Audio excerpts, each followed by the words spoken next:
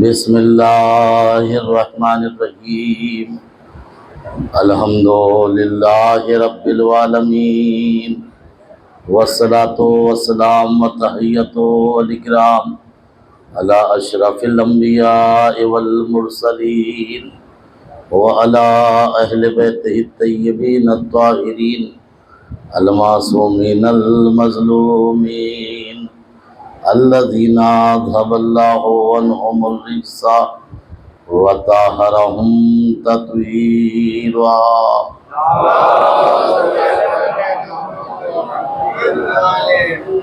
ولعنۃ اللہ علی اعدائہم اجمعین من الوان الی قیام یوم الدین۔ اما بعد فقد قال اللہ تعالی وتبارک بسم اللہ الرحمن الرحیم ولایت علی بن ابی طالب حصنی ومن دخل حصنی امنا من عذابی۔ صلوات پڑھیے محمد والے۔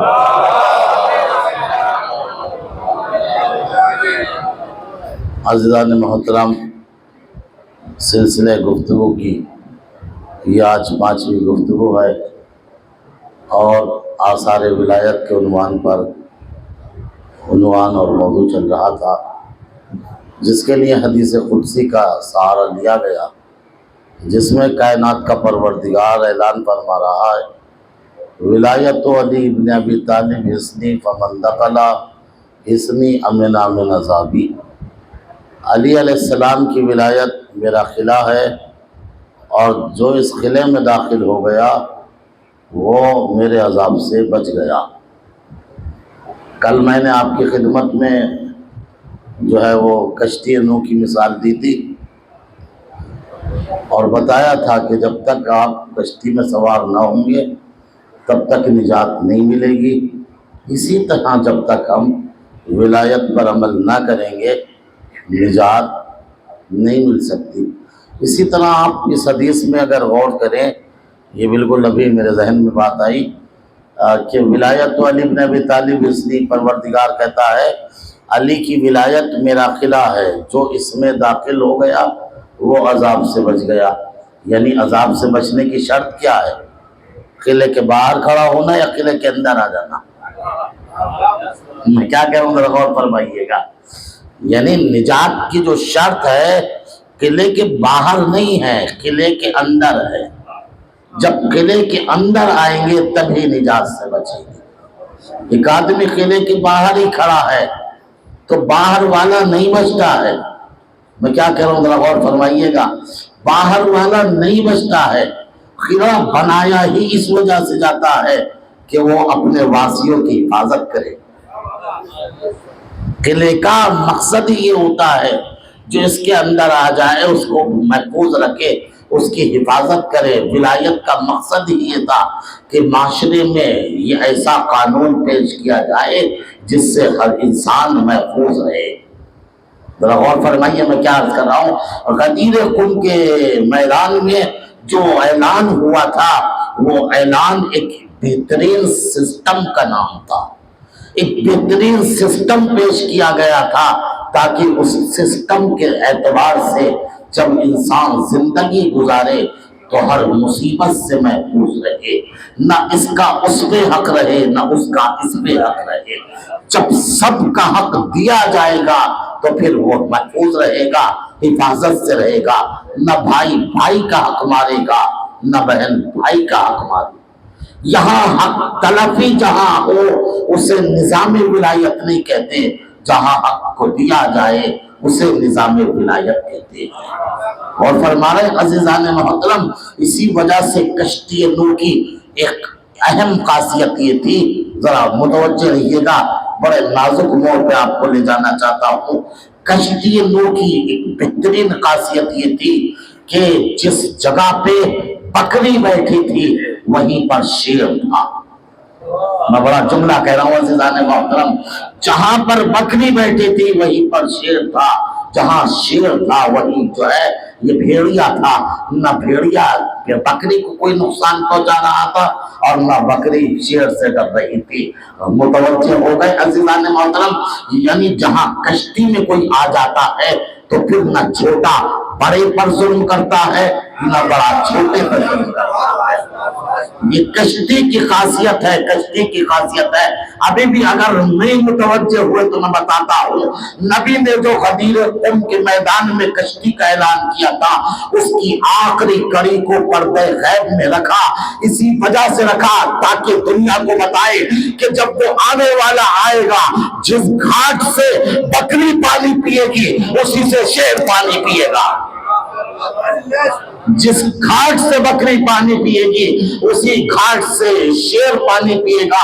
اور اس کے زمانے کی خصوصیت یہ ہوگی کہ انسان ترسے گا کہ میں صدقہ جو نکال رہا ہوں میں دوں کسے، کس کو دوں، اس لیے کہ کوئی بھی وہاں پر میرے سماج میں، میرے معاشرے میں صدقہ لینے کا حقدار نہیں ہے۔ کیوں نہیں ہے؟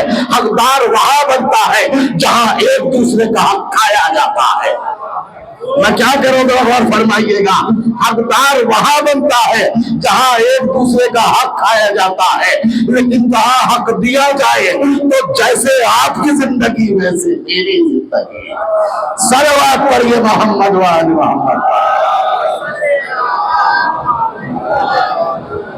ایک بار اور صلوات پڑھیے محمد وآل۔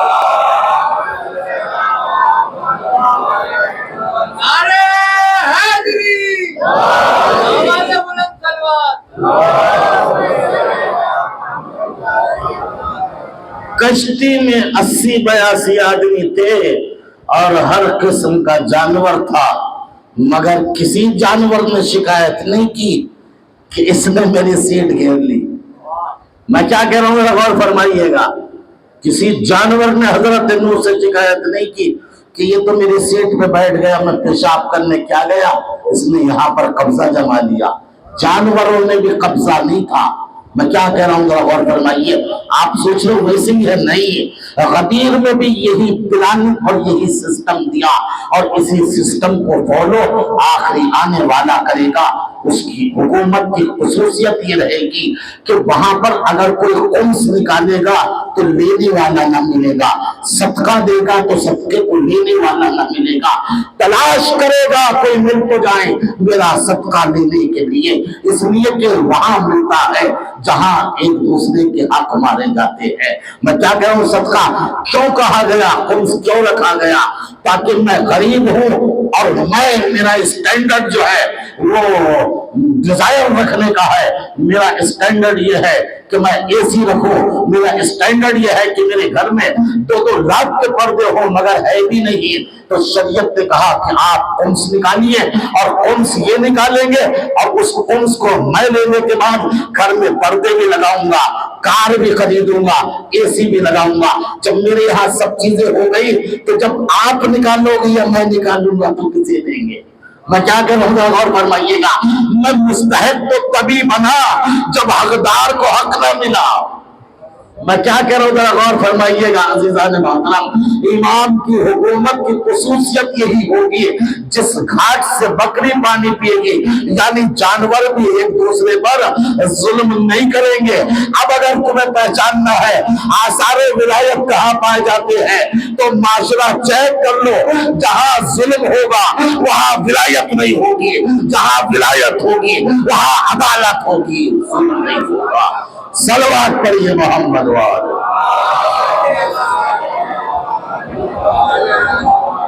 وہاں ولایت ہے جہاں عدالت ہے۔ اسی وجہ سے امام علی علیہ السلام کے بارے میں کہا قتلا لشدت عدل، امام علی کو کیوں قتل کیا؟ عدالت کی وجہ سے، شدت عدل کی وجہ سے۔ ولایت کا ایک تقاضا ہے کیا؟ ظلم نہیں ہوگا۔ میں نے کہا کشتی اب آپ والی جو ہے دور سے قلعے کی تعریف کرتے رہو کتنا اچھا قلعہ ہے، نجات مل جائے گی، دشمن آ کے پکڑ لے گا۔ میں کیا کہہ رہا ہوں ذرا غور فرمائیے گا، بچو گے کب؟ جب ولایت کے قلعے میں آ جاؤ۔ مرحب کب تک بچتا رہا؟ جب تک اندر رہا، बाहर आता तो ये डरपोक जो भाग रहे थे ना, ये उसको शिकार कर लेते। मैं क्या कह रहा हूँ, गौर फरमाइएगा। ये कब खिलाफ पता हुआ, जब दरवाजा जो है उभार दिया, वरना अंदर था तो सेफ था। तो खाली किले की तारीफ करने से इंसान नहीं बचता जब तक कि किले के अंदर ना आ जाए। आप कहोगे हम तो बड़ी महफिलें करते हैं, हम तो बहुत जो है मजलिसें करते हैं, मौला पे क्या रोते नहीं है, आंसू नहीं बहाते? यकीनन आंसू बहाते हो। तो मैं ये कहता हूँ, क्या ये हिंदू और जो है दूसरे गैर कौम जो है क्या नेक काम नहीं करते? वो भी नेक काम करते हैं, तो जजा उन्हें भी मिलेगी, आपको भी मिलेगी। मैंने कल भी कहा था, जजा मिलना कमाल नहीं है, मौला का हो जाना कमाल है। ये जजा का काली मिलना कमाल नहीं है कि जजा मिल गई तो बस काली नहीं, मौला कहे ये मेरा है। अब मैं आपको बड़ी तारीखी जो है वो वादी में लेके जाना चाहता हूँ। ये बताइए, जब 28 रजब को इमाम हुसैन निकले हैं मदीने से, एक आदमी का नाम बताइए जो इमाम के जाने पर रो ना रहा हो। जब इमाम निकले हैं ना 28 रजब को, एक आदमी बताइए जो रो ना रहा हो। हर आदमी रो रहा था, मगर कह क्या रहा था? ना जाइए मौला, मौलाना ना जाइए, मौलाना जाइए। तकाजा क्या था? का तकाजा क्या था? तकाजा ये था कि इमाम को रोके और रोए। तकाजा ये था, जब आप छोड़ रहे हो तो हम भी आपके साथ चलेंगे। मैं क्या कह रहा हूँ, जरा गौर फरमाइएगा। तकाजा ये था कि जब आप मदीना छोड़ रहे हो तो हमारा मदीने में रहना बेकार है। अभी भी नहीं समझे अज़ीज़ान मोहतरम, सुनिएगा। जब जंगे उहद के अंदर शैतान ने ऐलान किया, कद कोतिला मोहम्मद, मोहम्मद कत्ल हो गए, हुआ था नहीं हुआ था? जंगे उहद में ऐलान, शैतान ने आवाज बुलंद की तो लोगों ने क्या किया? रसूल को छोड़कर भाग गए। दो तरह के लोग हुए, एक भागने वाले, एक रुकने वाले। एक भागने वाले, एक रुकने वाले। जब भागने वालों से पूछा आप भाग क्यों रहे हो, उन्होंने जवाब दिया जब मोहम्मद कत्ल हो गए तो फिर लड़ने का क्या फायदा। अब जब दूसरे से पूछा तुम क्यों नहीं गए, तो उन्होंने क्या जवाब दिया? जब मोहम्मद न रहे तो जीने का क्या फायदा। मैंने क्या जुमला कहा है? दो जवाब है, दो जवाब है। एक के अंदर जो है मारिफत नहीं है, एक के अंदर मारिफत नहीं, एक के अंदर जो है बेस पाया जाता है, एक के अंदर गरज पाई जाती है, यानी जाती मफाद पाया जाता है। जब तक गनीमत है तो जंग करेंगे, गनीमत न मिले तो जंग छोड़ देंगे, भाग जाएंगे। एक वो नजरिया है, चाहे गनीमत हो या ना हो, हम तो नबी के पीछे थे, रहेंगे, कयामत तक रहेंगे। जब नबी न रहे तो दुनिया में जीने का फायदा क्या। इसी वजह से नबी ने अली से पूछा, जब सब चले गए थे तो आप क्यों न गए? तो अली ने तारीखी जवाब दिया, क्या ईमान के बाद मैं काफिर हो जाता? सलावत पढ़िए मोहम्मद।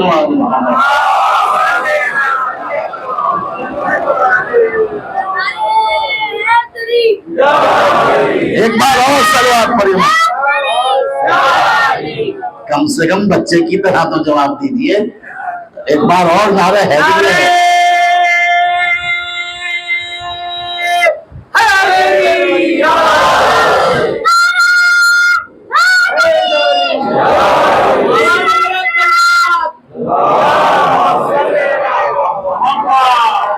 अल्लाह इन बच्चों को सलामत रखे। यकीनन जो है विलायत की जो है जो आगोश की परवरदा होते हैं तो उनकी जबान से भी विलायत निकलती है। तो मेरा कहने का मकसद क्या था, जब 28 रजब को इमाम निकले तो सब मदीने वाले रो रहे थे, ना जाइए मौला, ना जाइए, ना जाइए। अरे भाई फिक्र तो ये कहती थी, मैं बड़े हसास मोड़ पर आपको लेके आया हूँ, खिताबत नहीं कर रहा हूँ, हकीकत बयान कर रहा हूँ। हकीकत क्या है? सब रो रहे थे, इमाम को मशवरा दे रहे थे वो जाओ मत, जाओ मत। होना तो ये चाहिए था, जब इमाम मदीना छोड़ रहे थे तो आकर कहते मौला जब आप जा रहे हो तो हम क्यों रुकेंगे यहाँ पर, हम भी आपके साथ चलेंगे, हम भी आपके साथ चलेंगे। वही रुक गए। नतीजा क्या हुआ सुनिएगा, नतीजा क्या हुआ। کچھ وہ تھے جو امام کے ساتھ گئے اور کچھ وہ تھے جو وہی رک گئے، روئے یہ بھی، جو ساتھ گیا وہ نہیں رویا۔ بڑا جملہ کہا ہے عزیزان محترم، اور سے سنیے گا، جو امام کے ساتھ گیا وہ نہیں رویا، جو رکا وہ رویا، بڑا بہت زیادہ تیز آواز میں روئے، مگر لاسٹ میں آخر میں نتیجہ یہ ہوا کہ جو رکے تھے اور روئے تھے کسی امام کی زبان پہ ان کا نام ہی نہیں آیا۔ بڑا جملہ کہا ہے عزیزان محترم، مجھے 12 اماموں میں ایک امام کا نام بتا دو کہ کسی نے مدینے والوں کی تعریف کی ہو، ایک امام کا نام بتا دو کسی نے کہا ہو مدینے کے لوگ تو ایسے ہیں، مدینے کے لوگ تو ایسے ہیں، مدینے کے لوگ تو ایسے ہیں، ایک کا نام بتا دو کسی امام نے جو ہے مدینے والوں کی تعریف کی ہو۔ ایک امام کا نام بتائیے جو مدینے میں امام کے اوپر رو رہے تھے، کہہ رہے تھے نہ جاؤ، لیکن جو امام کے ساتھ گیا تھا، ایک امام کا نام بتا دو جس نے ان کی تعریف نہ کی، جس نے ان کی تعریف نہ کی۔ جو کہتے ہر امام نے ان کی تعریف کی، یہاں تک کہا میرے ماں باپ تم پہ فدا، میرے ماں باپ تم پہ فدا، میرے ماں باپ تم پہ فدا۔ میرے ماں باپ کون کہہ رہا ہے؟ یہ 12 اماموں میں ہر امام کہہ رہا ہے میرے ماں باپ۔ یہاں تک کہا کہ ایسے صحابی نہ نانا کو ملے نہ بابا کو، ہمیں کیا کہ غور فرمائیے گا، نہ نانا کو نہ بابا کو، کسی کو بھی نہیں ملے۔ کیا مطلب یہ ہے خالی رونا کافی نہیں ہے، میدان عمل میں آنا ضروری ہے۔ صلوات پڑھیے محمد،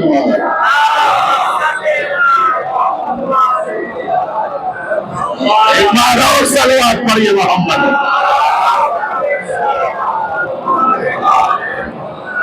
ایک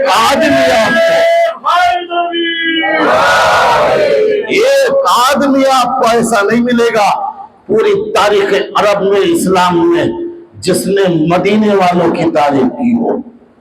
مدینہ منورہ ہے مگر کسی نے تعریف نہیں کی۔ کیوں نہیں کی؟ کوئی ہے ہی نہیں کربلا میں، اور کوئی ایسا امام نہ ملے گا جنہوں نے 72 کی تعریف نہ کی ہو۔ اور تعریف کرنا تو ایک طرف ہے، ہر امام کے جملے یہ ہیں فدا کا امی و ابی، فدا کا امی و ابی، فدا کا امی و ابی، میرے ماں باپ اور میں آپ پر قربان۔ امام وقت میں کیا کہہ رہا ہوں، یہ غیر معصوموں کی بات ہے، غیر معصوموں کی بات ہے۔ فدا کا ابی و امی، میرے ماں باپ تم پر فدا ہو جائے، قربان ہو جائے۔ یہ اثر تھا کشتی میں سوار ہونے کا، اسی وجہ سے جو کشتی میں سوار ہو گئے وہ بے نظیر ہو گئے، بے نظیر ہو گئے۔ ہم نے دیکھا لشکر رسول کا بھی تھا، لشکر حسن کا بھی تھا، لشکر علی کا بھی تھا، مگر تاریخ میں لکھا بھاگنے والے رسول کے لشکر سے بھی بھاگے، بھاگنے والے علی کے لشکر سے بھی بھاگے، بھاگنے والے حسن کے لشکر سے بھی بھاگے۔ جبکہ رسول روک رہے تھے یہ بھاگ رہے تھے، رسول روک رہے تھے یہ بھاگ رہے تھے، مگر حسین کا لشکر تھا یہ بھیج رہے تھے مگر کوئی نہ گیا۔ صلوات پڑھیے محمد۔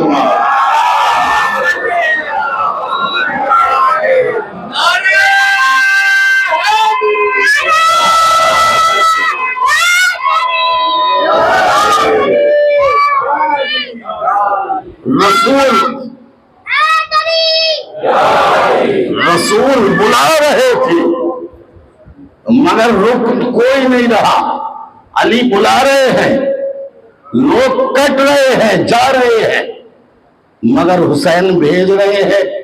فرق محسوس ہوا یا نہیں ہوا؟ یہ کب ہوتا ہے؟ جب کشتی میں سوار ہوتا ہے۔ اور فرما رہے ہیں عزیزان محترم، ایسا نہیں ہے کہ خالی کشتی کی تعریف کرتا رہے۔ بڑا جملہ کہا ہے عزیزان محترم، اسی وجہ سے روح بنایا ہے، اسی وجہ سے ولایت کو روح بنایا ہے۔ اگر دین کے اندر یہ ولایت نہ ہو، کتنا ہی بڑا ڈھانچہ کیوں نہ بن جائے، مگر روح نہیں ہے تو جان ہی نہیں آئے گی۔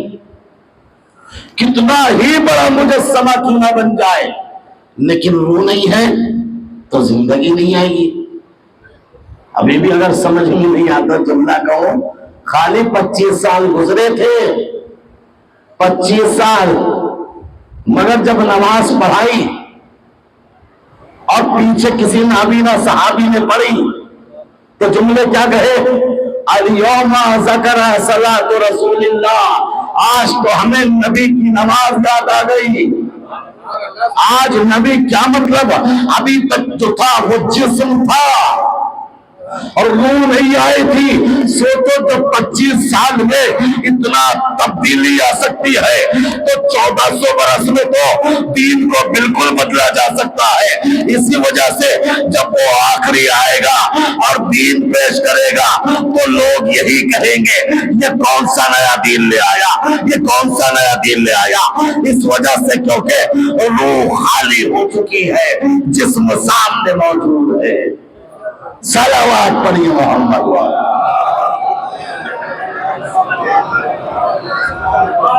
اصل میں روح ہونی چاہیے۔ روح دین کیا ہے؟ ولایت۔ روح دین ہے ولایت علی۔ جب تک کہ یہ ولایت علی نہ ہوگی تو کوئی بھی معاشرہ زندہ نہیں ہو سکتا، کوئی بھی سماج زندہ نہیں ہو سکتا۔ سرکار دو عالم نے یہی تو کہا تھا، لن تقدس امت حتی یوقظ فیہا حق الضعیف من القوی۔ کوئی بھی سماج، کوئی بھی معاشرہ مقدس اور بڑا اور برتر اس وقت تک نہیں ہوتا جب تک کہ اس سماج میں کمزور کا حق طاقتور سے نہ لے لیا جائے۔ روڈ اچھے ہو گئے، سماج اچھا نہیں ہے۔ بلڈنگیں بن گئی، سماج اچھا نہیں ہے۔ بہت اچھی ترقی ہو گئی، نہیں، سماج اچھا نہیں ہے۔ مکان چاہے کچے ہو مگر کسی کا حق نہ مارا جائے۔ میں کیا کہہ رہا ہوں ذرا غور فرمائیے گا۔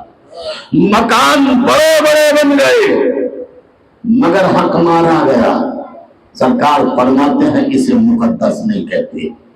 سلمان فارسی جب پہنچے ہیں نا مدائن، کسی نے لکھا کہ تمہیں پتا ہے میں کہاں آ گیا ہوں؟ میں آ گیا ہوں شام کی وادی میں۔ تو حضرت سلمان فارسی نے لکھا، پہلی بات تو یہ کہ شام کوئی ایسی جگہ نہیں جہاں پہ جانے پہ فخر کیا جائے، اور دوسری بات یہ ہے کہ کسی مکرم اور مقدس جگہ پہ جانے سے آدمی مقدس نہیں بنتا جب تک کہ وہ خود مقدس نہ ہو۔ جب تک کہ وہ خود مقدس نہ ہو تب تک وہ مقدس نہیں بن سکتا۔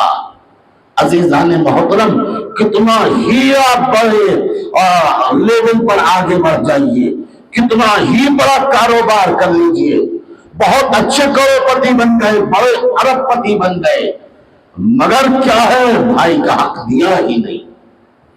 بہت اچھا کاروبار ہے مگر بھائی کے بچے ٹیوشن پڑھنے سے محتاج ہیں۔ بہت اچھا سرمایہ ہے مگر بھائی سائیکل بھی نہیں رکھتا۔ میں کیا کہہ رہا ہوں ذرا غور فرمائیے گا۔ قرآن کہتا ہے کمانے کا حق سب کو ہے، اس میں افضل بھی ہے مفضول بھی ہے۔ جو زیادہ کمائے وہ افضل ہے، جو کم کمائے وہ مفضول ہے۔ جو زیادہ کمائے وہ لائق تعریف ہے، جو کم کمائے وہ لائق تعریف نہیں ہے، لیکن خرچ کرنے میں سب برابر ہیں۔ میں کیا کہہ رہا ہوں ذرا غور فرمائیے گا۔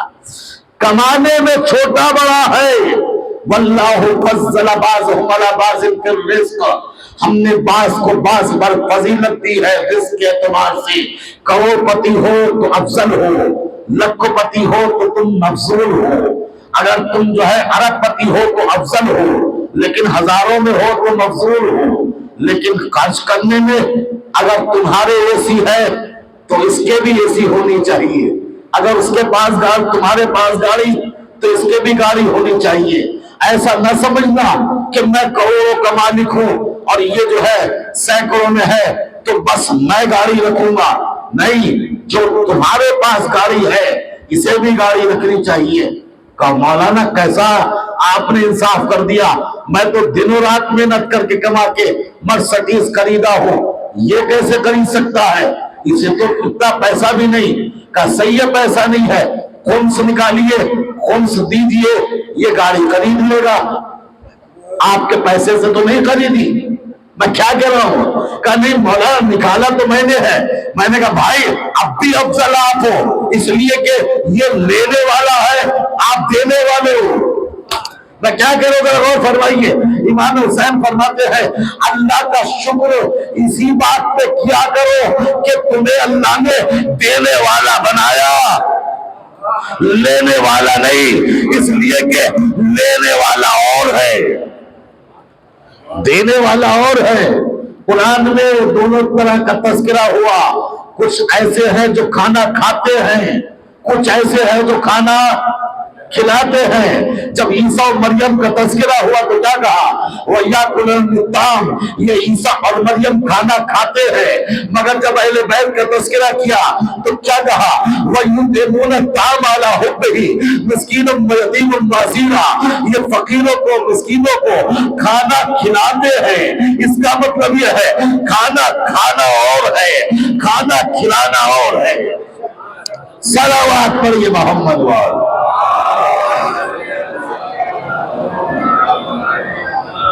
اور فرمایا عزیزان محترم لینے والا اور ہے، دینے والا اور ہے۔ دینے میں فضیلت ہے، لینے میں فضیلت نہیں ہے۔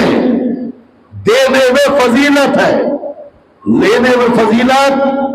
اللہ سے دعا کرو کہ پروردگار مجھے اس قابل بنائے کہ میں سب کو دوں۔ میں کیا کروں گا غور فرمائیے گا، دعا لینے کی نہ کرنا، دعا دینے کی کرنا۔ دعا یہ نہ کرنا کہ مجھے مستحق خمس بنائے، اللہ مجھے اس قابل بنائے کہ میں زکوٰۃ لے سکوں، میں خمس لے سکوں، میں فطرہ لے سکوں۔ نہیں، دعا یہ کرنا پروردگار مجھے اس لائق بنا کہ میرا فطرہ ہو تو اتنا زیادہ ہو کہ میں پوری بستیوں کو دے دوں، میری زکوٰۃ ہو تو اتنی زیادہ ہو کہ پورے شہر کو دے دوں، یعنی تمام لوگوں تک پہنچ جائے۔ تو جب سب تک پہنچے گا تو پھر غریب کون رہے گا؟ صلوات پڑھیے محمد وال۔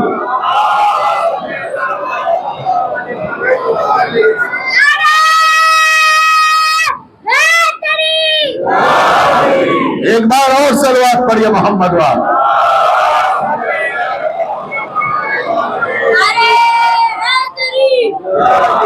لہذا عزیزان محترم دونوں میں فرق ہے، ایک لینے والا ہے، دینے والا۔ اب ظاہر سی بات ہے، میں نے کہا تھا آپ سے کل بھی وعدہ کیا تھا، جو سرکار نے فرمایا ہے شاید کہ 7 مکان ایسے ہیں کہ جن میں برکت نہیں ہوگی، تو فرق تو ہے نا۔ 2 مکان بتا دیے جس میں نماز نہ ہوگی اور جس میں نافرمان زوجہ ہو، اور تیسرا مکان وہ ہے جس کے اندر طلاق شدہ عورت ہو، جس کے اندر طلاق شدہ عورت ہو۔ آپ ذرا غور کریے گا، ان مکانوں میں سکون نہیں ملتا۔ جن مکانوں میں، اور سے سنیے گا سائیکولوجی بات کہتا ہوں، جن مکانوں میں اوور ایج بیٹیاں رہتی ہیں یا طلاق شدہ ہوتی ہیں، ان میں سکون نہیں ہوتا۔ یہ سائیکولوجک بات ہے، نفسیاتی۔ جو طلاق شدہ گھر میں آئی ہے، ہماری بیٹی ہے وہ نہیں، جب بیٹی واپس آ گئی تو اس کی سوچ تو یہی ہے نا، مکان میرا ہے، گھر میرا ہے، باپ میرا ہے، ماں میری ہے، بھائی میرا ہے، جبکہ باورچ پہلے آ چکی ہے۔ میں کیا کہہ رہا ہوں ذرا غور فرمائیے گا۔ اس کا مطلب ایک شہر میں 2 حاکم، ایک کائنات میں 2 خدا۔ جب 2 خدا ہوں گے تو لفظ کا فساد تو خود بخود ہوگا۔ جھگڑا تو خود بخود ہوگا یا نہیں ہوگا؟ اسی وجہ سے کہا کہ دیکھو طلاق شدہ کو گھر میں نہ لانا۔ کہ مولانا پھر کیا کریں؟ اگر طلاق اتنی بری چیز ہوتی ہے بھی بری چیز کہ زمین و آسمان کانپتے ہیں، کہ اگر مجبوری میں طلاق ہو جائے تو پھر کیا کہ باہر چھوڑ دے اس کو، بہن کو؟ کہ نہیں، باہر نہ چھوڑ، اپنے سماج کا ماحول، اپنے سماج کی سوچ، اپنے سماج کی فکر ایسی بناؤ کہ طلاق شدہ عورت سے شادی کرنا عیب نہ سمجھا جائے۔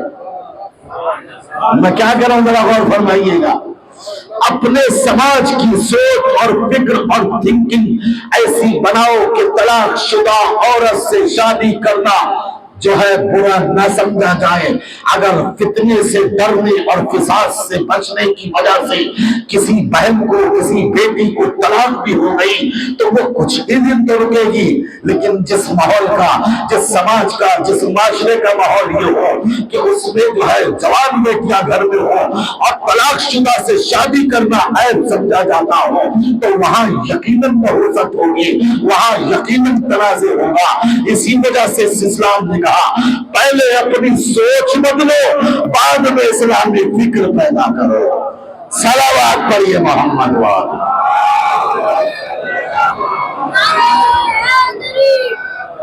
اور فرمایا عزیزان محترم، طلاق شدہ عورت اگر گھر میں ہے تو اس میں بھی برکت نہیں ہوگی۔ میں نے بتا دیا ریزن بھی، 3 مکان 4 مکان 3 مکان ہو گئے، 3 مکان۔ اور چوتھا مکان، جس مکان میں ماں باپ کی توہین ہو۔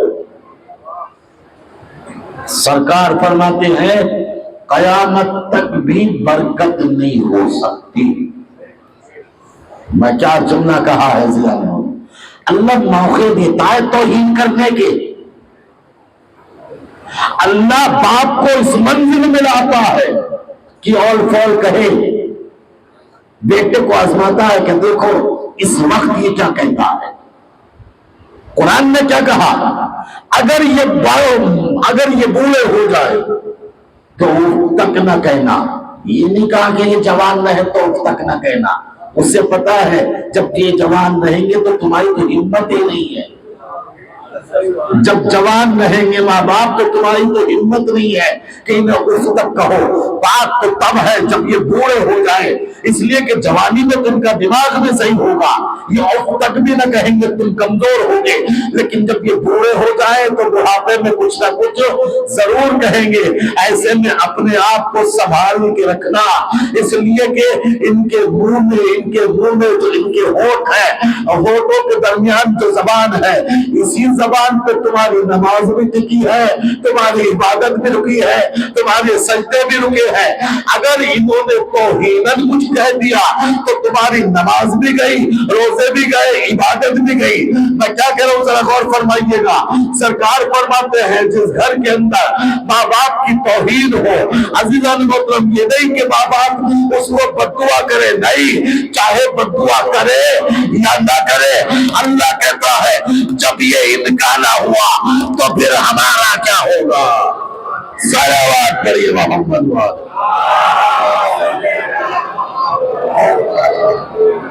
ایک بار اور صلوات پڑھیے محمد واد۔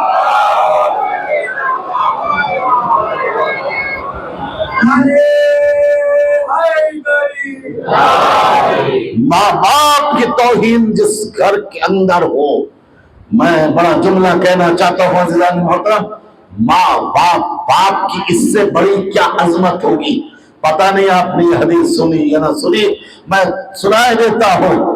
پیغمبر نے باپ کو اتنی عظمت سے نوازا ہے، اتنی عظمت سے نوازا ہے کہ باپ اگر اسی جملے کو پڑھ کر اگر جو ہے پھولا نہ سمائے گا، اور اگر بیٹا اس جملے کو پڑھ لے تو اس کی زندگی بدل سکتی ہے۔ نبی فرماتے ہیں الشیخ فی اہلِ کا نبی فی امتی، بوڑھا باپ گھر میں ایسے رہتا ہے جیسے امت کے درمیان نبی ہوتا ہے۔ میں کیا کہہ رہا ہوں ذرا غور فرمائیے گا، اسے خطابت نہ سمجھیے گا، کبھی میں داد لینے کے لیے آپ کو جملہ کہہ رہا ہوں نہیں عزیزان محترم، نبی فرماتے ہیں الشیخ فی اہل کالنبی فی امتے، بوڑھا باپ گھر کے اندر بالکل ایسے ہی ہوتا ہے جیسے امت کے درمیان نبی ہوتا ہے۔ مطلب کیا ہے؟ اگر امت کے درمیان نبی ہے تو اس کا فائدہ کیا ہے؟ جب تک نبی ہے برکتیں آتی رہیں گی، جب تک نبی ہے رزق آتا رہے گا، جب تک نبی ہے نعمتیں آتی رہیں گی، جب تک نبی ہے برکتیں آتی رہیں گی، جب تک نبی ہے دور جو ہے بیماریاں ہوتی رہیں گی، جب تک نبی ہے حادثات سے بچتا رہے گا، جب تک نبی ہے بلاؤں سے بچتا رہے گا، جب تک نبی ہے مصیبتوں سے بچتا رہے گا، جب تک نبی ہے، جب تک نبی ہے بیماریوں سے بچتا رہے گا، جب تک نبی ہے موت بھی ٹل جائے گی، جب تک نبی ہے عمریں بڑھیں گی، جب تک نبی ہے عذاب نہیں آئے گا۔ نبی فرماتے ہیں ایک جملے میں باپ کی تعریف دیکھنا ہے تو یہ سمجھ لو اگر باپ جو ہے گھر میں 80 سال کا بھی ہو جائے تو یہ تصور میں لائے کہ یہ تو بیکار ہو گیا، اس کا کیا فائدہ؟ تمہیں نہیں پتا اگر یہ ہے تو برکت ہے، اگر یہ ہے تو رزق ہے، اگر یہ ہے تو نعمت ہے، اگر یہ ہے تو بیماریاں نہیں ہیں، اگر یہ ہے تو مصیبتیں نہیں ہیں، اگر یہ ہے تو عمر ہے، اگر یہ ہے تو سلامت ہے، اگر یہ ہے تو صحت ہے۔ اگر تم موت سے بچ سکتے ہو تو اس کی بدولت، اگر زندگی مل سکتی ہے تو اس کی بدولت۔ صلوات پڑھیے محمد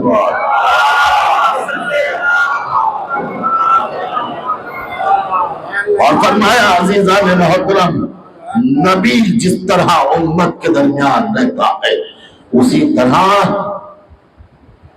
طرح باپ اور سے بچے بڑے شوق سے اور بڑے فخر سے کہتے ہیں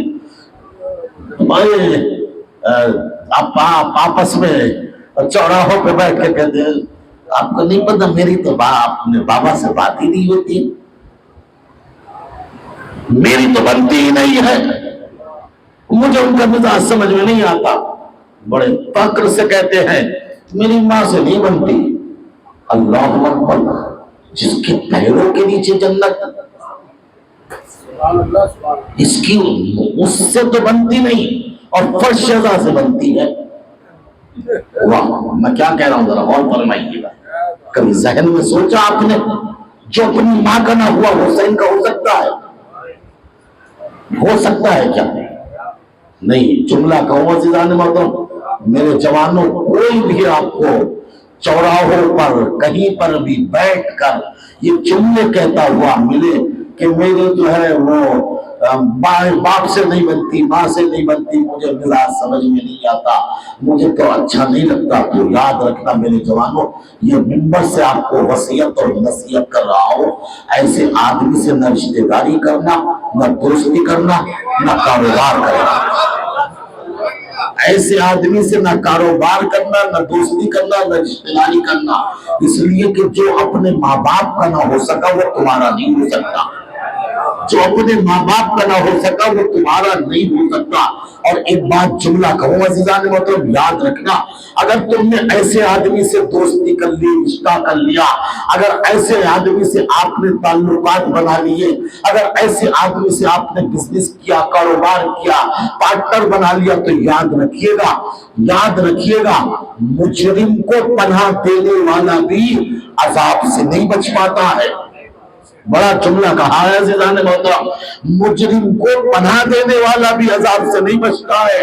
نہیں، جو حارث فہری نے غدیر خون کے میدان میں کھڑے ہو کے کہا تھا نا کہ اللہ میرے اوپر عذاب بھیج دے اور آسمان سے پتھر چلا تھا، غلطی کس کی تھی؟ حارث فہری کی تھی، لیکن اس پتھر نے حارث کے بھی 2 ٹکڑے کیے، اور جو سواری جس کے اوپر یہ بیٹھا تھا ابھی بھی نہیں سمجھے، جس کے اوپر یہ بیٹھا تھا اس کے بھی 2 ٹکڑے کر دیے۔ اب یہ تو بے زبان جانور تھا، اس کی کیا غلطی؟ کہا نہیں تمہیں نہیں پتا، یہ مجرم کا ساتھی تھا، یہ مجرم کا ساتھی تھا۔ تو اگر کوئی ماں باپ کا باغی بن جائے تو اس کا بھی ساتھی عذاب سے نہیں بچ سکتا۔ صلوات پڑھیے محمد۔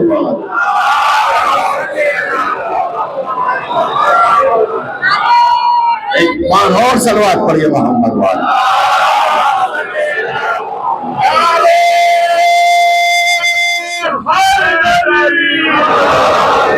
یہ گھر گھر کی کہانی ہے, یہ گھر گھر کی کہانی ہے. عزیزان محترم, ہم نے منکنتوں کو زبان سے تو کہا ہے مگر ہمارے یہاں آثار نہیں آئے. میں کیا جملہ کہا ہے عزیزان محترم, کتنا وقت گزر جاتا ہے, کتنا ٹائم گزر جاتا ہے, بھائی بھائی سے بات نہیں کرتا, مہینے گزر گئے بھائی سے بات نہیں کرتا, سالوں گزر گئے بھائی سے, پھر کہتا ہے میں تو علی کا ہوں, پھر کہتا ہے میں تو حسین کا ہوں. کیسا حسین کا ہے؟ اتنا آسان ہے حسین کا ہونا, علی کا ہونا اتنا آسان ہے. کوئی بھی پدی چپدی کا شوربہ جو ہے کہہ دے میں علی کا ہوں, علی کا ہو جائے گا. نہیں عزیزان, کوالٹی چاہیے, کوالٹی, کوالٹی چاہیے. پہلے ان کے تو ہو جاؤ. یہ بیکار کی حدیثیں ہیں کیا؟ جناب ہو رہا ہے آنے کے بعد جائے گا مولا کیا میری قطع معاف ہو سکتی ہے؟ امام نے کچھ کہا یہ کام کرے گا تب قطع معاف ہوگی. امام نے کچھ کہا کہ یہ کام کرے گا تب میں معاف کروں گا, فوراً اب جو آ گیا تو شرمندہ ہو گیا. نہیں سمجھ میری بات, جو آ گیا وہ شرمندہ ہو گیا. اب اسے دوبارہ شرمندہ کرنے کی کیا ضرورت ہے؟ اسے گلے سے لگاؤ, اسے گلے سے لگاؤ. امام نے کیا کیا؟ امام نے یہی تو کیا, انت حر فی الدنیا والآخرہ, تو دنیا میں بھی آزاد ہے آخرت میں بھی آزاد ہے. سینکڑوں مرتبہ جناب حر کا واقعہ پال بھی لیا, سن بھی لیا, رو بھی لیا, آنسو بھی بہا لیے, دہاڑے بھی مار لی, چیخ بھی لیا, لیکن کیا ہے نا 3 سال سے بات نہیں کرتا. اس کے اوپر کون سی کربلا کا اثر ہوا؟ اس کے اوپر کون سے ان کا کوئی 10-20 پرانے چاہیے؟ میں کیا کہہ رہا ہوں, کوئی 150 کربلا بننی چاہیے. کیا ہونا چاہیے اس کو صحیح کرنے کے لیے؟ امام آنے چاہیے, خود کہیں کہ بیٹا ذرا مان جاؤ بات کریے اس سے. میں ایک جملہ کہوں گا مطلب جو فرشیزہ کرانے کے بعد نہ ہو تو اماموں سے بھی نہیں ہو سکتا. امام آئیں گے تو ان سے بھی یہ ہر درمی کرے گا. مولا آپ کو نہیں پتا اس نے کیا کیا تھا, مولا آپ کو نہیں پتا یہ کیسا تھا, مولا آپ کو نہیں پتا اس کو جانتے نہیں ہو. میں کیا کہہ رہا ہوں, اور فرمایا شریعت بہانہ تلاش کرتی ہے. شریعت آپ جانتے نہیں ہو, آپ شریعت نے نہیں کہا خالی نیک کام کا تصور کرو تو ثواب دے گی, برا کام جب تک انجام نہ دو گے اسے ہم نہیں لکھیں گے. مطلب کیا ہے؟ شریعت چاہتی ہے تمہیں اچھا بنانا, شریعت بہانہ تلاش کرتی ہے. شریعت نے اس میں بھی کہہ دیا کہ جو پہل کرے گا اسے بغیر حساب کے جنت دیں گے. اس میں بھی کہہ دیا کہ تمہیں بغیر حساب کے جنت دیں گے. کہا نہیں, بے عزتی ہوتی ہے, توہین ہوتی ہے. اچھا میں آپ کو گالی دے دوں, آپ کی توہین ہو گئی. گالی سننے سے کسی کی توہین ہوتی ہے؟ کوئی ذلیل ہوتا ہے گالی سننے سے؟ میں آپ پہ تھپڑ مار دوں, کیا تھپڑ مارنے سے کھانے سے کوئی ذلیل ہوتا ہے؟ یہ بتائیے اہل بیت کے ساتھ کیا نہ ہوا, یہ بتائیے اہل بیت کے ساتھ کیا نہ ہوا. قید میں بھی رہے, تھپڑ بھی کھائے, گالیاں بھی کھائی, تو کیا ذلیل ہو گئے؟ میں کیا کہہ رہا ہوں, غور فرمائیے. نہیں, اگر یہ عزت جو ہے چھوٹے موٹے لوگوں کے یا بادشاہوں کے ہاتھوں میں ہوتی نا تو مال غنیمت کی طرح کسی کو بھی دے دیتے. نہیں, عزت اللہ نے اپنے ہاتھ میں رکھی ہے. للہ العزت الجمیلہ, سب عزت اللہ کے ہاتھ میں ہے. اللہ کی بات پہ عمل کرو, عزت خود بخود ملے گی. رسول کی بات پہ عمل کرو, عزت خود بخود ملے گی. اس ناک کو ختم کر دو. ناک وہ ہے جو علی چاہتے ہیں. میں کیا کہہ رہا ہوں, ذرا غور فرمائیں. آپ علی کی ولایت میں آ گئے تو اب ساری چیزیں چھوڑ دو. میں نے کہا تھا من احب اہل البیت فلیستعد للفقر جلبابا, جو اہل بیت سے محبت کرنا چاہتا ہے اسے اپنے اندر منہ پر کیا ہے رسی ڈالنے کے لیے تیار ہو جائے. رسی, ہماری محبت کی رسی. محبت سے پہلے جو بھی چاہتا تھا کرتا, ہمیں کوئی ٹینشن نہیں. لیکن جب محبت کی ہم سے تو کرے گا وہی جو ہم کہیں گے، کرے گا کھائے گا وہی جو ہم کہیں گے۔ ہماری محبت سے پہلے صفدر حسین جب تک شیعہ نہ تھے، پیو شراب کتنی پیو، کسی نے نہیں روکا، کھاؤ مال غصبی، کسی نے نہیں۔ ہم کیا رامپال کو کبھی گئے کہ تم پکوڑی مت کھایا کرو؟ ہم نے کہا ہے کبھی اسلام الدین سے کہ سود کا پیسہ مت لیا کرو؟ ہم نے نہیں کہا۔ کیوں نہیں کہا؟ کیونکہ ہمارا تعلق ہی نہیں ہے۔ ہمارا تعلق ہے جب تم ولایت کی چھتری کے نیچے آ گئے تو کرنا وہی ہے جو علی چاہیے۔ اور فرما رہے عزیزان محترم، تو بھائیوں سے باتیں کرنا، بھائیوں سے رشتہ، میں بتاتا ہوں قرآن نے 5 لوگوں پر لعنت کہی ہے، 5 لوگوں پر۔ ان میں سے ایک وہ ہے جو اپنے رشتہ داروں سے قطع تعلق کرتا ہے، رشتہ داروں سے بات چیت چھوڑ دیتا ہے، رشتہ داروں سے بولنا بند کر دیتا ہے، رشتہ داروں سے ملنا بند کر دیتا ہے۔ اور یاد رکھیے گا عمر بھی گھٹ جاتی ہے اور رزق میں برکت بھی ختم ہو جاتی ہے۔ امام صادق کا ایک صحابی تھا میسر،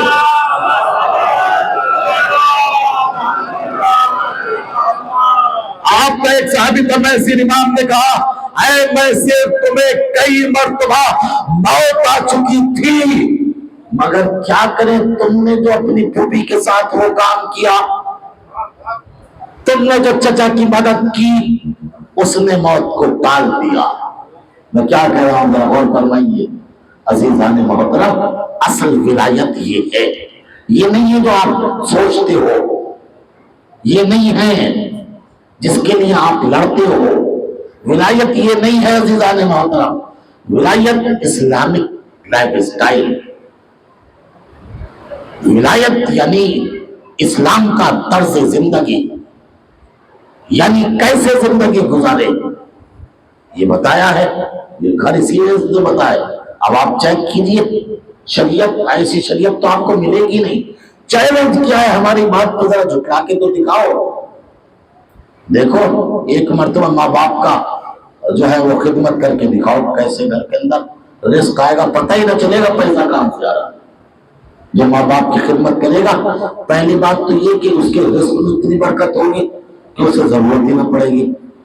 دوسری بات یہ کہ اس کی 30 سال کی عمر بڑھ جائے گی، اور تیسری بات یہ کہ معاشرے کے لوگوں کے دلوں میں اس کی محبت اللہ پیدا کر دے گا، ہر آدمی اس سے محبت کرے گا۔ دیکھو اپنے باپ کی کتنی خدمت کرتا ہے، دیکھو اپنے باپ کی کتنی خدمت کرتا ہے، ہر آدمی کے دل میں اس کی محبت ہو جائے گی۔ اور فرمایا کتنے مکان ہوئے؟ 4۔ 5واں مکان سن لیجیے گا، جس مکان میں کوئی قاتل موجود ہو اس میں بھی برکت نہیں ہوگی۔ 6واں مکان، گنتی اگر کہیں بھول جاؤ تو بتائیے گا نمبروں کے اعتبار سے۔ 6واں مکان، جس مکان میں مال حرام رکھا ہو اس میں بھی برکت نہیں ہو سکتی۔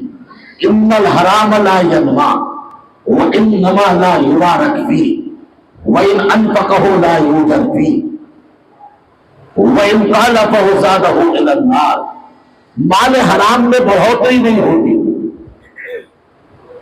اور اگر قرض کرو تو اجر نہیں ملتا، چھوڑ جاؤ تو وہ جہنم کا ایندھن بن جاتا۔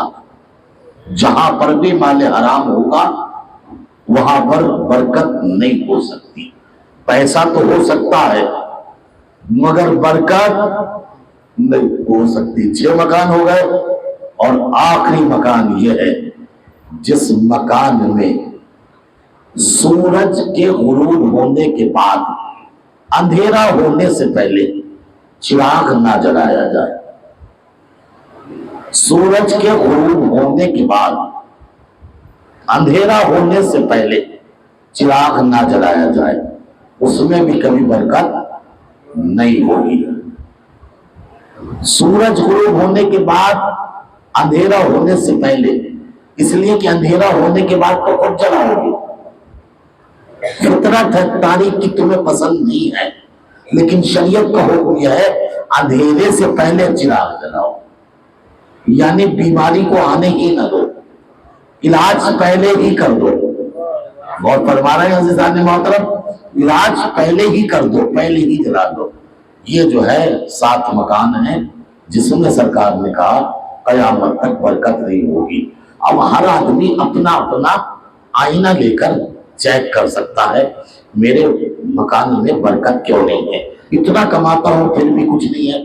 میں جملہ کہوں ایک بات، اگر آپ نے آئینہ دیکھ لیا تو کسی مولوی سے تعویذ کرانے کی ضرورت نہیں پڑے گی، کسی پنڈت کے پاس جانے کی ضرورت نہیں پڑے گی۔ اگر آپ نے آئینہ دیکھ لیا پتہ چل جائے گا آپ کو کہ برکت کیوں نہیں ہے۔ نماز کی کمی تو نہیں ہے، قرآن کی کمی تو نہیں ہے، ماں باپ کی کمی تو نہیں ہے، کوئی کارٹون کی وجہ سے تو نہیں ہے۔ آخر وجہ کیا ہے؟ جو وجہ ہو اس کو دور کر دیجئے، خود بخود گھر میں برکت ہو جائے گی۔ صلوات پڑھیے محمد وعلیہ۔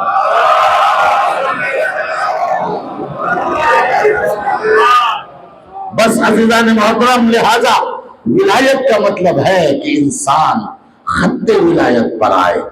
ولایت کا مطلب ہے کہ مولا کائنات کی سیرت پر عمل کرے۔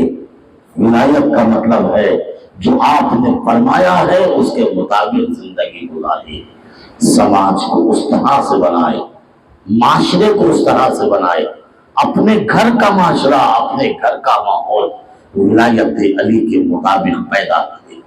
یعنی یہ اس وقت ہوگا جب جو ہے انسان کی گردن پر کسی کا حق نہیں ہوگا۔ عزیزان محترم، اس کا بہترین ثبوت اور بہترین خاکہ، بہترین تصور اہل بیت علیہ السلام نے کربلا کے میدان میں دیا۔ وہ پیغام جو غدیر کے میدان سے مولا کائنات کی صورت میں چلا تھا، جسے کہیں موقع نہ ملا، کہیں پر بھی ابھی موقع نہ ملا، جو غدیر سسٹم دیا تھا نبی نے اور رسول نے علی کے حوالے کیا تھا، اس کو فالو کرنے کا کہیں پر موقع نہ ملا۔ امام نے اسے کربلا میں نمونے کے طور پر جاری کر کے بتایا، ہمارا مقصد یہ تھا، ہم ایسا پلان دینا چاہتے تھے، ہم ایسا قانون دینا چاہتے تھے، ہم ایسا اصول زندگی آپ کو دینا چاہتے تھے۔ کیسا اصول زندگی؟ جس میں زندگی ہی میں انسان کو جنت دکھائی دے، ایسا اصول حیات جس میں انسان کو اپنی زندگی ہی میں کامیابی نظر آئے، ایسا نظام زندگی جس میں بغیر امر مولا اور بغیر حکم مولا کے کوئی کام نہ کیا جائے۔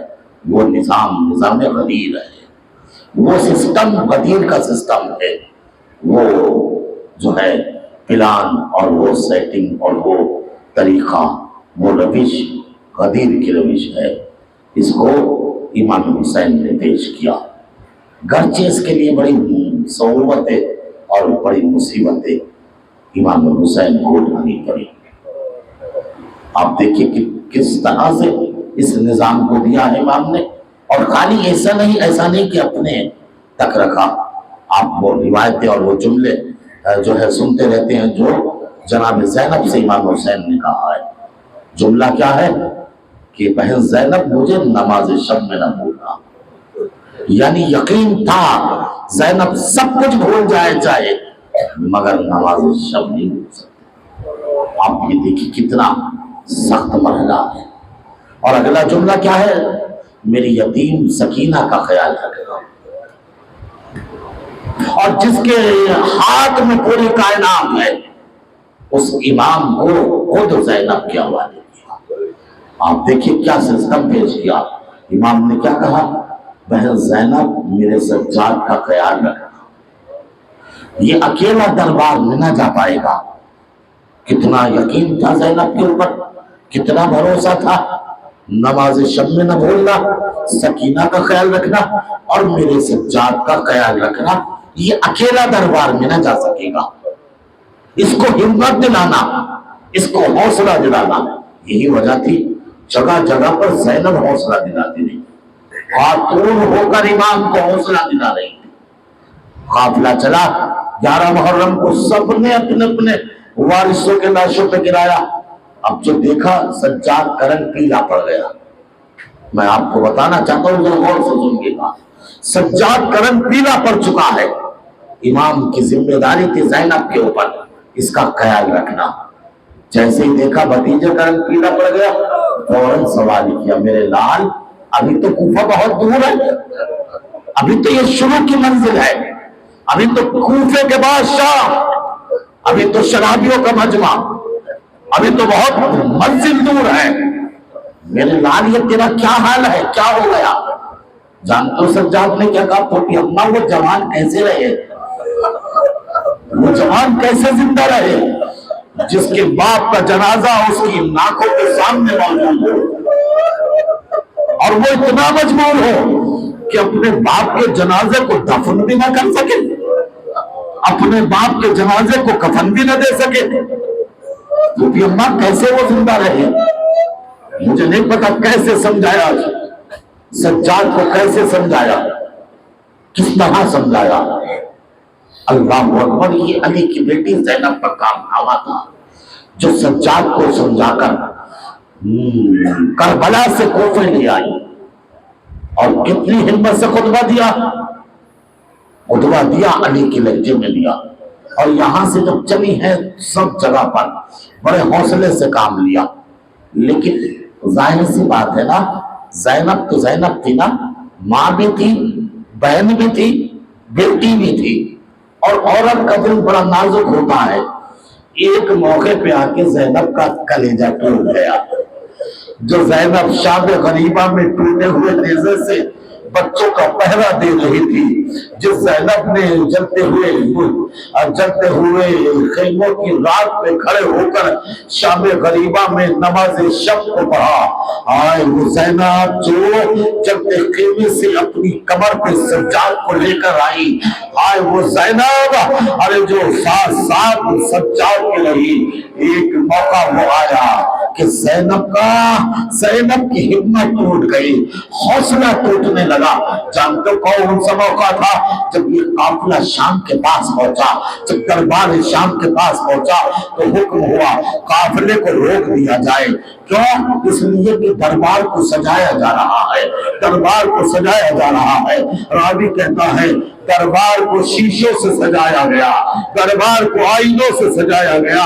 آپ سے زیادہ کوئی نہیں بتا سکتا یہ شیشے کا مطلب کیا ہوتا ہے. عزادارو, آئینے کا مطلب ہوتا ہے جب شیشے کے سامنے آدمی جاتا ہے اپنی آنکھوں سے اپنی چہرے کو دیکھ لیتا ہے, اپنی تصویر دیکھ لیتا ہے. ارے یزید نے دربار کو آئینوں سے اس وجہ سے سجایا تاکہ زینب ارے جب بے ودائی کے عالم میں ارے دربار میں آئے تو اپنی آنکھوں سے اپنی بے ودائی کا منظر دیکھ لے. اجرکم اللہ, خدا پیغم کرے سوائے ہمیں حسین کی دربار سجایا جا رہا ہے, آئینوں سے دربار سجایا گیا تاکہ زینب ارے اپنی آنکھوں سے اپنی پہ مکھنہ چادر کی حالت کا تماشا دیکھے. اور روایت کہتی ہے عزاداروں سے دربار سج گیا تو حکم ہوا قافلے کو دربار میں لایا جائے. میں نے کہا جو زینب اتنے حوصلے کے ساتھ ارے کوفے کی منزل طے کر چکی, شام تک پہنچی, ہائے اب حوصلہ کہاں سے لائے, ہائے اب وہ ہمت کہاں سے لائے. جیسے حکم ہوا کہ قافلے کو دربار میں لایا جائے, راوی کہتا ہے ساری بیوی اپنی اپنی جگہ بیٹھ گئی اور ایک مرتبہ کہنے لگی اب دربار میں نہ جائے گے, اب دربار میں نہ جائے گے. ایک ایک بیوی اپنی جگہ پہ آ کے بیٹھ گئی, ہم دربار میں نہ جائیں گے. جملہ یاد ہے نا حسین نے کیا کہا تھا, ارے میرا سجاد اکیلا دربار میں نہ جا پائے گا, اس کا خیال رکھنا. ہائے سجاد اکیلے کھڑے ہیں, اکیلے کیسے دربار میں جائے. زینب کھڑی ہوئی اور ایک مرتبہ ایک ایک بیوی کے پاس آئی, آنے کے بعد کہا اے بھابی لیلا ارے چلو دربار میں چلو, میرے بھائی भैया की मेहनत तबाह हो जाएगी। ये भाभी रुबाब, अरे चलो दरबार में चलो, आज मेरे भैया की मेहनत तबाह हो जाएगी। ये बहन कुलसूम, अरे चलो दरबार में चलो, मेरे भैया की मेहनत तबाह हो जाएगी। ये अम्मा फिजा, अरे चलो दरबार में चलो, मेरे भैया की मेहनत तबाह हो जाएगी। और रावी कहता है जब सारी बीवियों को ज़ैनब ने तैयार कर लिया और सब बीवियां दरबार में जाने के लिए तैयार हो गई, तो ज़ैनब आई और अपनी जगह पे आके बैठ गई, अपनी जगह पे आके बैठ गई।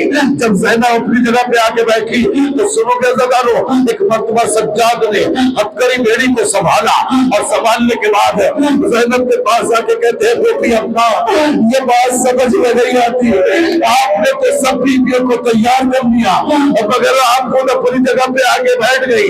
जुमला सुनोगे, ज़ैनब ने क्या कहा? ज़ैनब ने कहा ये बेटा सज्जाद, आज तो मैं अपने बाबा का इंतजार कर रही हूँ, आज मैं अपने बाबा का इंतजार कर रही हूँ, इसलिए कि जब मैं छोटी थी मेरे बाबा ने कहा था ऐ ज़ैनब, शाम और कूफा की मंजिल बड़ी सख्त होगी, अगर कोई मुश्किल आए, अगर कोई मुश्किल आए तो मुझे याद करना, मैं जरूर आऊंगा। ऐ सज्जाद तू बता, इससे बढ़ के अबे क्या मुश्किल होगी कि शराबियों का मजमा आए ज़ैनब बेपकना चादर।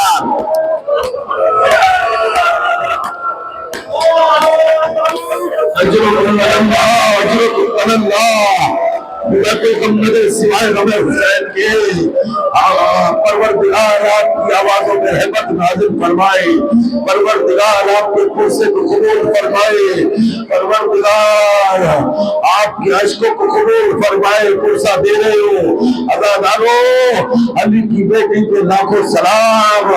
अज़ादारों अपनी जगह पे आके बैठे सज्जाद ने कहा फूफी अम्मा सब तो तैयार कर लिया आपने, आप अपनी जगह पे बैठ गई। जानते जुमला क्या कहा? मेरे लाल, मेरे बाबा ने मुझसे कहा था जब कोई मुश्किल आए तो मुझे याद करना, मैं जरूर तेरे मुश्किल कुशाई के लिए आऊंगा। मेरे लाल तू बता, मेरे लाल तू बता, इससे बढ़ के भी क्या मुश्किल होगी?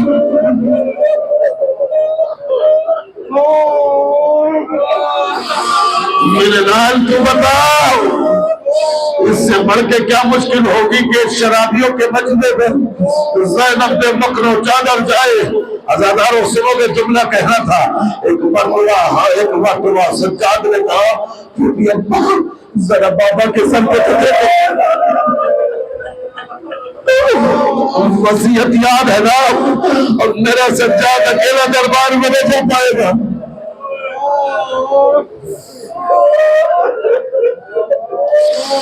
मेरा सज्जाद दरबार में अकेला न जा पाएगा। सज्जाद देखा फूफी अम्मा जरा बाबा के सर को तो देखो। अब तो सर हुसैन को देखा, हुसैन की आंखों से हुसैन की आंखों से आंसू जारी थे।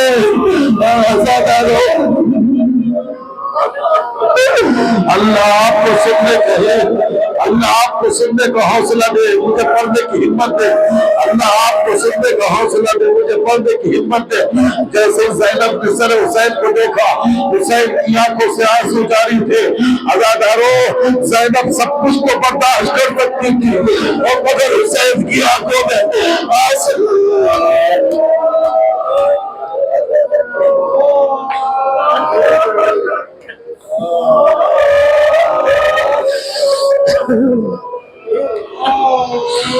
ज़ैनब सब कुछ तो बर्दाश्त कर सकती थी, सब कुछ बर्दाश्त कर सकती थी और मगर हुसैन की आंखों में आंसू नहीं देख सकती थी।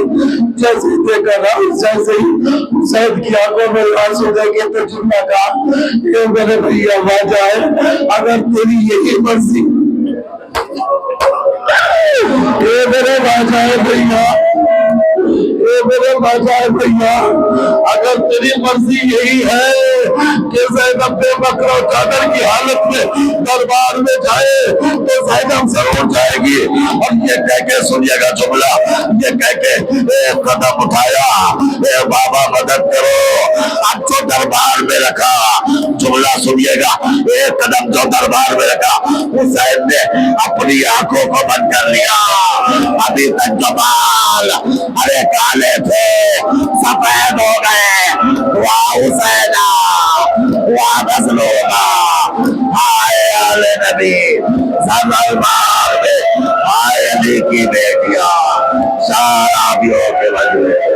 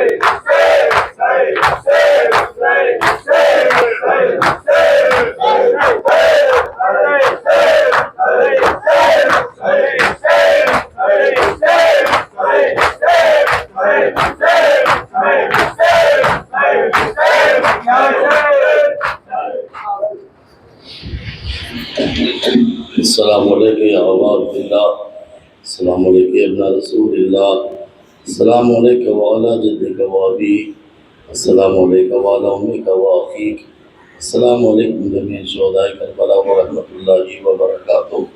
السلام علیکم مولا ابن المولا، السلام علیکم یا غریب الغرباء، السلام علیکم یا معین الضعفاء والفقراء، السلام علیکم یا شمس الشموس، السلام علیکم یا انیس النفوس والمختوم برزقوس، السلام علیکم یا سلطان العربی والعجم، السلام علیکم یا ابو الحسن ورحمۃ اللہ وبرکاتہ. السلام علیکم مولانا یا صاحب النصر والزمان، الامان الامان الامان من شر الشیطان ومن فتنة هذه الزمان.